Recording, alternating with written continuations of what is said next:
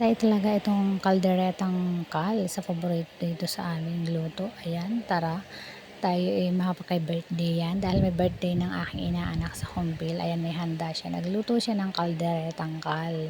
Guys, ang sarap niyan. Tapos nagluto din ako ng pansit canton bihon. Ayan. Tara't atin ang umpisahang lutuin. Tayo naman ay tagapagtimpla lang. Silang lahat ang gumawa niyang paghahalo at pagigisa ng sangkap ng ating pansit. Dahil matagal na tayo hindi nakapagluto ng pansit, na-miss ko din ang kumain ng pansit pero hanggang tikim-tikim lang tayo sa pansit. Hindi tayo pwedeng kumain ng marami. Pagkakasarap ga naman ng pansit na rin, pagkakaraming sahog ay tunay na kulang yata ang isang order.